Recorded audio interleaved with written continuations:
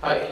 So, I guess I have to be close to the screen and inside the spectrum, I guess. So I'm not going to move too much. Thank you very much. So, let's go ahead forward. Okay. So, just a quick note on EGS. I run EGS today. It's one of my most recent companies that I've started. It's been around for 15 years now. We have over 600 employees scattered in about 5 different countries in Europe and Asia and the US, and we specialize in fintech and payments.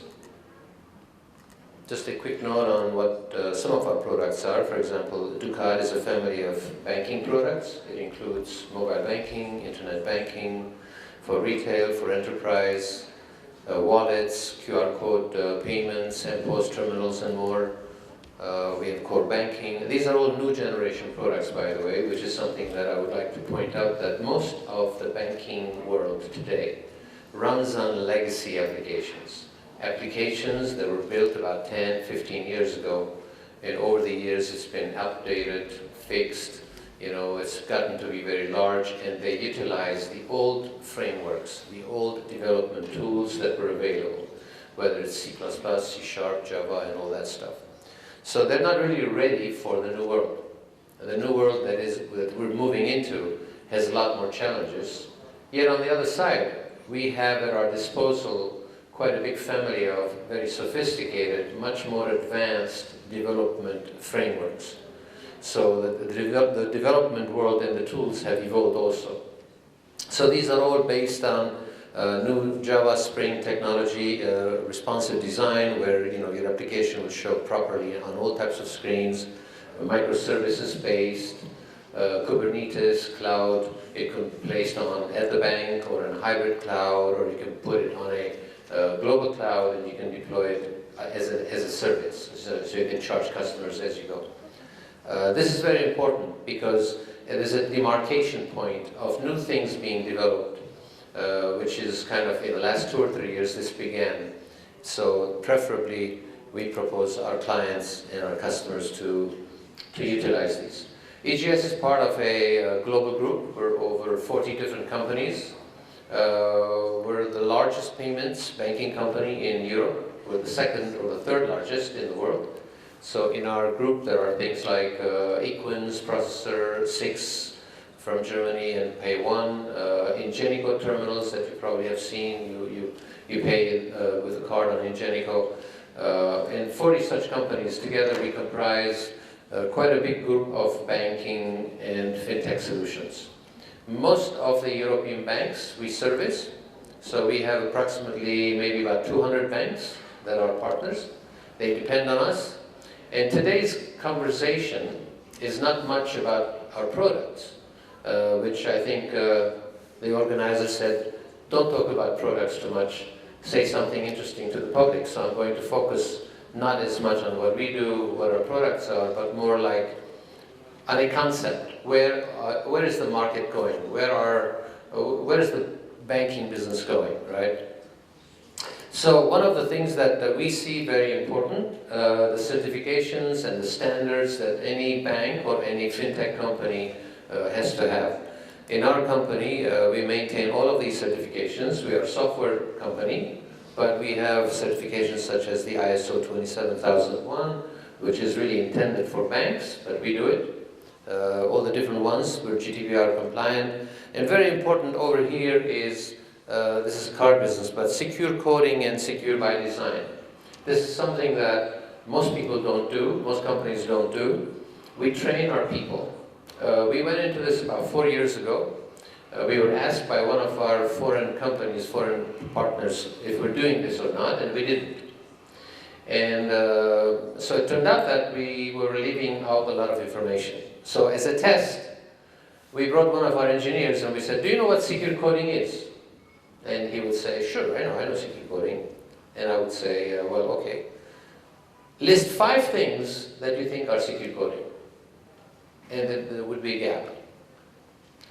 It's a 500-page user guide, what secure coding is all about. Now, why is this so important? It is important because we are moving from an old world to a new online existence. No matter wherever you look all around us. I mean, it's evident in this place where we have a lot of banks, a lot of tech companies. So hackers are also coming online. Fraud is coming online. The more we spread our technologies across a wider spectrum, we are also exposing our banks and our financial institutions to risk. And so, if you look at all the legacy applications built today and are running, they are not secure. And you probably know that they constantly issue updates, patches, hacking happens. So it's very important that whatever we build has to be secure ground up. You cannot fix something after it's gotten to be big and large, and we call it spaghetti code. You can't really control it anymore. You have to really re-architect ground up new applications. So my discussion today, oh, that's me. No, well, you heard about me. Anyways, so what is the next journey? I guess the next journey, we call it Era 3, okay? So the journey is Era 1, Era 2, Era 3. Era 1 is the classical banking, the branches, the offices, the tellers, marble offices on the most elaborate streets, the main streets, the prospect streets, right? They call them prospect streets, expensive, nice-looking boys and girls servicing everybody. That era is kind of coming to an end. And when I say these eras, of course it depends what part of the world you are in. Like if in the US or in Europe, you're probably out here somewhere in Era 2, but in some of the other countries we operate in, maybe developing countries, they are still in Era 1. But we're really talking about where the industry in general going, right? So which is what I want to talk about Era 3. So in Era 2, you've got the digital transformation. Digital transformation everybody uses, it's become a lingo. Everybody knows it, people have been doing it. That is not where the excitement is. Okay, so the issue is, what is coming ahead of us in Era 3? What are we going to be expecting and looking after? I think in Era 3, one of the previous discussions was about creating this ecosystem where you can exist in it. You have a single passport that you can go in. You have all the accesses. The system knows you. You say something, it keeps it forever. I mean, it's a little bit part of Era 3. But it's the bad part of Era 3. Because today, we have all the technologies in place to be able to identify, track, predict a human being from the womb of a mother through the birth all the way to death. We do have that today. So between my colleagues, we sometimes say humanity is losing its freedom. This is the scary part of what we're doing. 30 years ago, we were heroes. IT people became heroes. We made a lot of money, we created things. When I started 35 years ago, there wasn't much. People like me and my other colleagues, famous people like Bill Gates, Oracle's Larry, we used to meet at conferences. There wasn't much. We were just basically innovating and creating every day. Some of them failed, some of them were okay, some of them became home runs. But today, there was 25 million software developers, somebody said, right? And technology seems to have this characteristic of being created, spreading, and becoming out of control. So one good news about that is about 4 days ago, there was a big hearing in Congress in the United States, particularly on ChatGPT. And they intend to control it. They intend to regulate it. And as much as we thrived on an open, non-regulated environment, and we grew, but it's time all of us started to regulate this, because it can be also bad for humanity. So, anyways, in Era 3, what we anticipate, the challenges for banks in Era 3. Many new services needed that specialized IT companies can provide. And since it's so germane to the public that was here today, or some of us are here, this group probably is comprised of tech companies, fintech companies, and bank representatives. So these are the two contenders right now. And if you look at the industry, what is ahead of us? Fraud risk management. We were talking to a bank, not in this country, but in another continent. They lost about $400,000 in credit card fraud in 1 year. So this is happening from stolen cards, hacked cards, disputes by people who actually do have the card. They make a transaction, but then they dispute it. Banks are challenged with this.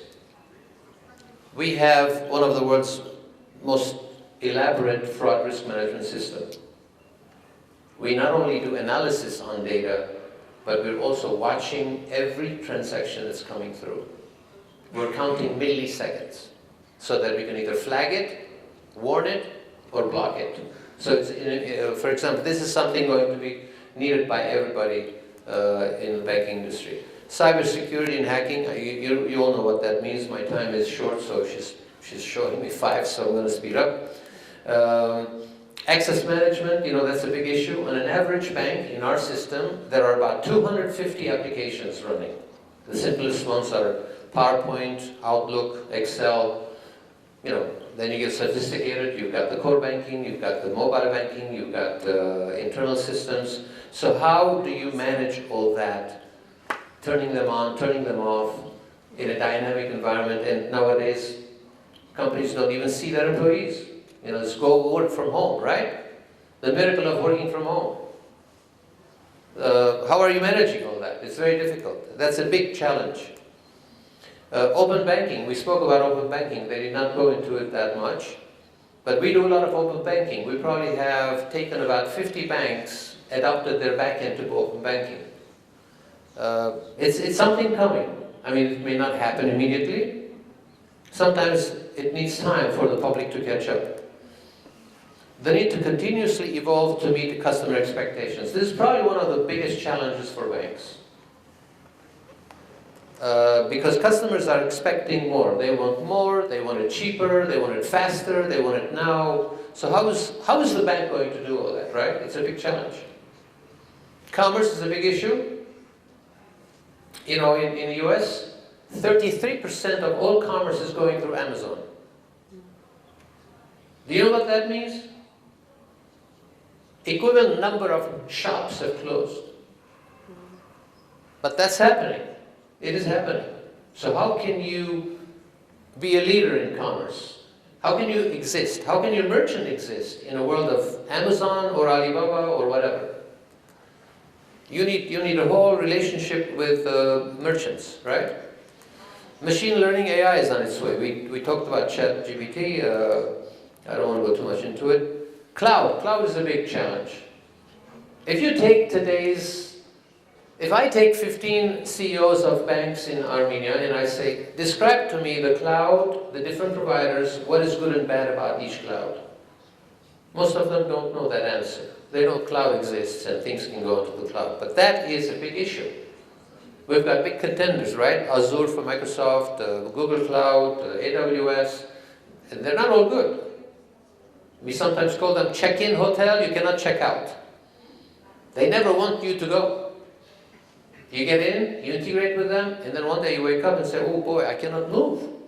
Because to move, I have to rip my stuff out of that cloud and put it on the other cloud. So these are decisions, strategic decisions that could cost banks millions if they took the wrong division, either left or right. Talent shortage is another issue. We experience it all around us, in all the countries. The banks want to hire good developers. But I hire them. The banks can't. So they're challenged. The banks want to create new technologies, but they need the people. I'm a shareholder of Tesla. I have some shares. And 3 years ago, Elon stood out in front of a shareholder meeting. He said, gentlemen, we have all the money in the world. We have all the orders that we want. Now all we need are the engineers to help us build it. It's a situation like that, right? So Secure coding, secure by design, we mentioned about that. Legacy systems, you got to change your legacy system. Every bank today has to assess their technology. If they want to survive another 10 years, they cannot live with old, monolith, massively big applications. It's going to cost them too much money and they're not going to be evolving fast because competition is going to evolve. Scalability and growth. Well, what are we reaching? About 10 billion people on this planet? 10 billion, we're going to reach 10 billion. Do you know what that means? Millions of transactions have to be processed. If we want to stay in banking, you have to be able to scale and grow and maintain all the security. Go to market. This is the sprint. For a bank, they call it products, right? A product could be a loan. You know, today we heard the people from one of the banks said, well, we have a car loan product, we have a house loan product. These are all products. How do you take a concept, you make a business plan out of it, you say, we're going to make this much money from it, and you go to the CEO, you get his okay to do it. Okay, he says, go ahead, do it. Now, how many months will it take you to reach market? That's the bottleneck, right? So these are all challenges.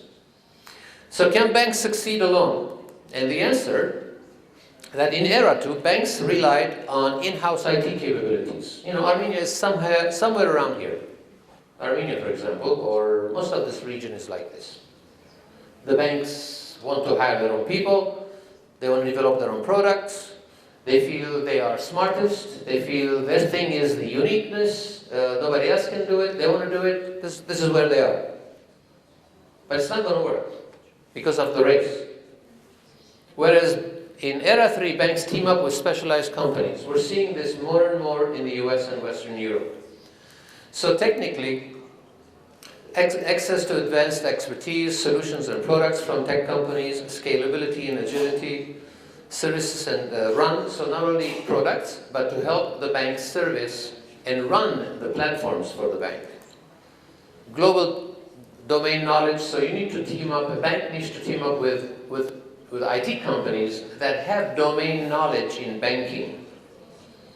A tech company who is good developer is not enough in this market anymore.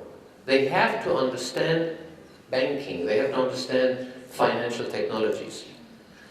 Cost efficiency, you know, you have to get there quicker and a bit cheaper. You know, software developers are some of the most expensive people today in the labor market, right? Everybody argues about that. So it's going to cost you $10 million to get to market with a new rollout and you don't have the funding, you can't do the business, right? So rapid innovations, customer-centric growth, we talked about that. Branchless banking, that's coming in era 3. True branchless banking. I mean, there's nobody around, everything's happening automatically. You know, buy now, pay later is another form of new types of loans coming up, you know, BNPL, they call it. Fast merchant onboarding. Every one of these requires a very powerful development team to make it happen. So how are the banks going to do that? And the answer is that they have to team up with technology companies. And we're seeing this. In fact, there are banks today that are making the decision that, look, we're not going to do the IT. We're not making it. You know, we can't hire fast enough, we cannot train fast enough, we cannot keep the engineers fast enough. You know how engineers jump from one job to the other? So the magic of the future in this business is for banks to do their core banking business and for IT companies and fintech to do what they're really good at, but to join together in strategic partnership so that they can together produce the best result and win. So that's kind of my message today. I hope it makes sense to everybody here.